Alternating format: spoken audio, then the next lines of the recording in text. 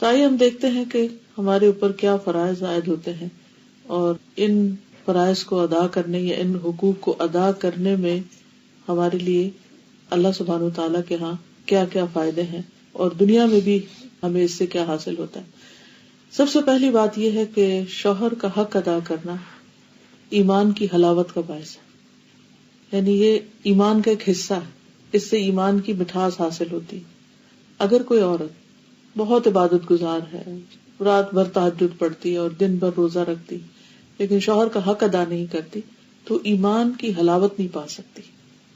معاذ بن جبل سے روایت ہے کہ اللہ کے نبی صلی اللہ علیہ وسلم نے فرمایا، عورت اس وقت تک ایمان کی حلاوت نہیں پا سکتی، حلاوت میں مٹھاس، سویٹنس، جب تک اپنے شوہر کا حق ادا نہیں کرتی۔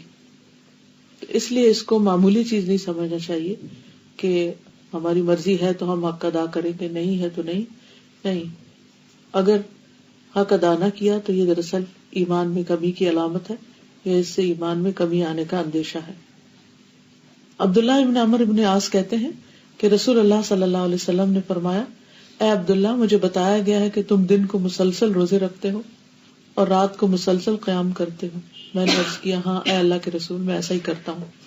آپ نے فرمایا، ایسا نہ کرو، روزہ رکھو بھی اور رات کو بھی قیام بھی کرو اور آرام بھی کرو، اور کبھی روزہ نہ بھی رکھو، کیونکہ تیرے جسم کا بھی تجھ پر حق ہے، تیری آنکھوں کا بھی تجھ پہ حق ہے، اور تیری بیوی کا بھی تجھ پر حق ہے۔ یعنی جہاں ایک طرف عورت کو بتایا گیا کہ اس کا ایمان اس وقت تک مکمل نہیں ہوتا جب تک کہ شوہر کا حق نہ دے، دوسری طرف مرد کو بھی یہ بتایا گیا کہ جب تک بیوی کا حق ادا نہ ہو اس وقت تک اس کے بھی عمل میں کمی رہ جائے گی، کیونکہ خالی روزے اور رات کی عبادت کو ایک اچھا مسلمان ہونے کے لیے کافی قرار نہیں دیا گیا۔ آپ نے نہیں فرمایا اچھا تم تو بہت اچھا کر رہے ہو اور ایسے ہی کرتے چلے جاؤ۔ آپ کو سمجھ آ گئی کہ جو شخص روز روزہ رکھنے والا اور رات بھر وہ اللہ کی عبادت کرنے والا ہو، وہ لازماً حقوق العباد سے غافل ہوگا۔ پھر اسی طرح دونوں کا ایک دوسرے پر یہ بھی حق ہے کہ وہ ایک دوسرے کے راز فاش نہ کریں، ایک دوسرے کی باتیں یا سیکرٹ جو آپس کے ہیں وہ کسی تیسرے تک نہ جانے دیں۔ قرآن پاک میں آتا ہے کہ ہن لباس لکم وانتم لباس لہن، تم ان کا لباس ہو، وہ تمہارا لباس ہے، یعنی ایک دوسرے کو ڈھانکنے والے، ایک دوسرے سے قریب ترین رشتے والے۔ اب جسم اور لباس کے بیچ میں کوئی تیسری چیز نہیں ہوتی۔ اسی طرح ہسبینڈ وائف کے ریلیشن شپ میں کوئی تیسرا نہیں ہونا چاہیے، خواہ وہ ماں باپ ہی کیوں نہ ہو، کہ چھوٹی چھوٹی باتیں ان سے نہیں شیئر کرنی چاہیے، اور خاص طور پر جو پرائیویٹ لائف کے واقعات ہوتے ہیں یا جو ہسبینڈ وائف کے کلوز ریلیشن شپ کے چیزیں ہوتی ہیں، وہ تیسرے شخص تک، چاہے فرینڈز ہوں یا بہنیں ہوں یا ماں باپ ہوں، کسی تک نہیں جانی چاہیے۔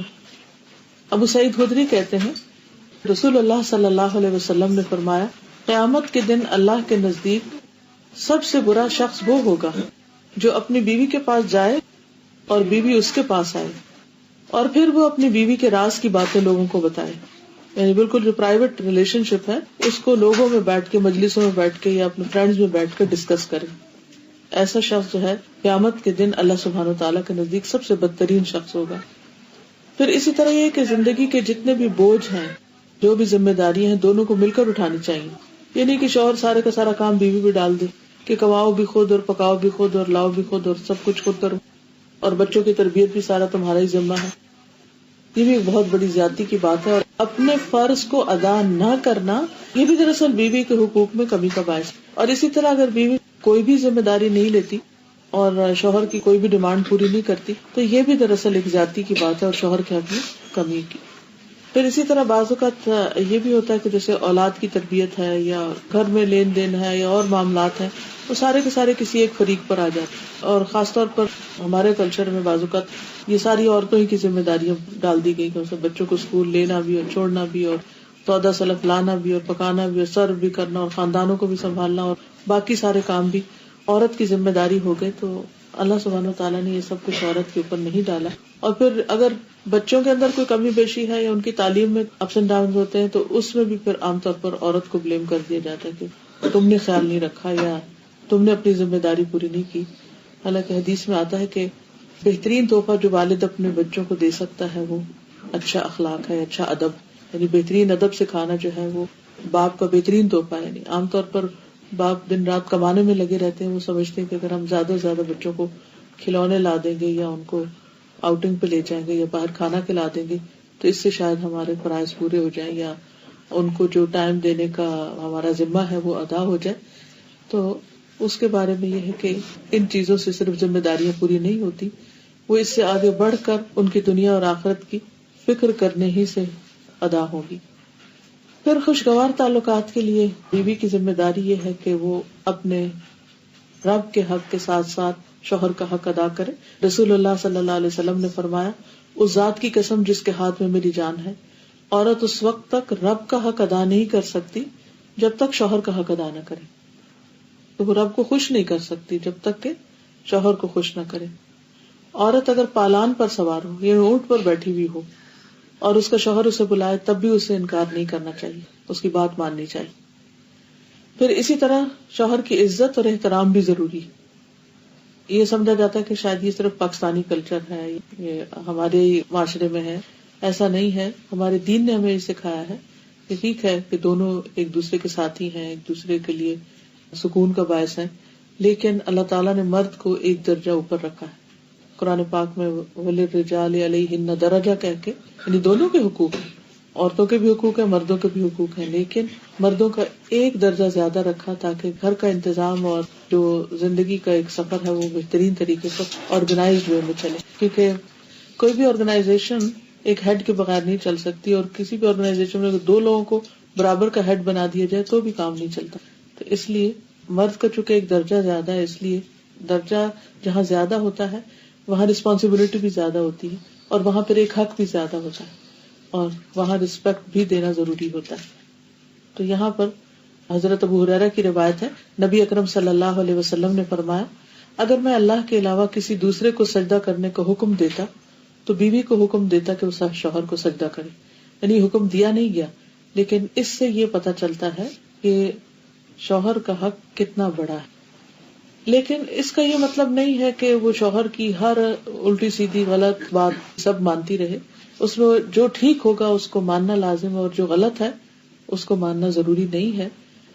عبد الرحمن بن عوف کہتے ہیں کہ رسول اللہ صلی اللہ علیہ وسلم نے فرمایا, جو عورت 5 وقت نماز پڑھتی ہو, ماہ رمضان کے روزے رکھتی ہو, اپنی شرمگاہ کی حفاظت کرتی ہو, اپنے شوہر کی اطاعت کرتی ہو, اس سے کہا جائے گا کہ جنت کے جس دروازے سے چاہو داخل ہو جاؤ. لیکن یہ جو شوہر کی اطاعت کی بات ہے یہ معروف میں ہے, کیونکہ ایک عام اصول کی بات ہے کہ لا طاعۃ لمخلوق فی معصیۃ الخالق, کہ کسی مخلوق کی اطاعت جائز نہیں جہاں خالق کی نافرمانی ہو. یعنی جہاں اللہ تعالیٰ کی نافرمانی ہو رہی ہو وہاں پر شوہر کی فرما برداری ضروری نہیں ہے. پھر اسی طرح یہ ہے کہ عورت کے اوپر یہ بھی ذمہ داری عائد ہوتی ہے کہ وہ اپنے شوہر کی اطاعت کے ساتھ ساتھ اس کی خدمت بھی کرے. جس طرح شوہر گھر سے باہر سب کچھ کمانے کا ذمہ دار ہے, تو اسی طرح عورت گھر میں آرام اور سکون فراہم کرنے کی بھی ذمہ دار ہے. حسین بن محسن سے روایت ہے کہ ان کی پھوپھی کسی کام سے رسول اللہ صلی اللہ علیہ وسلم کی خدمت میں حاضر ہوئی. آپ نے ان کا نام پوچھنے کے بعد فرمایا, کیا تم شادی شدہ ہو؟ اس نے عرض کیا, جی ہاں. پھر آپ نے دریافت کیا, تمہارا اپنے شوہر کے ساتھ کیسا رویہ؟ انہوں نے عرض کیا, میں نے کبھی ان کی اطاعت اور خدمت میں کسر نہیں چھوڑی سوائے اس چیز کے جو میرے بس میں نہ ہو. آپ نے فرمایا, دیکھ لو تمہارا اس کی نظر میں کیا مقام ہے, کیونکہ وہی تمہاری جنت اور وہی تمہاری جہنم ہے. یعنی ایک عورت کا اگر شوہر خوش ہے تو اس کے لیے جنت میں جانے کا راستہ ہموار ہو جاتا ہے اس سے. اور یہاں بھی آپ نے فرمایا وہی تمہاری جنت اور وہی تمہاری جہنم ہے.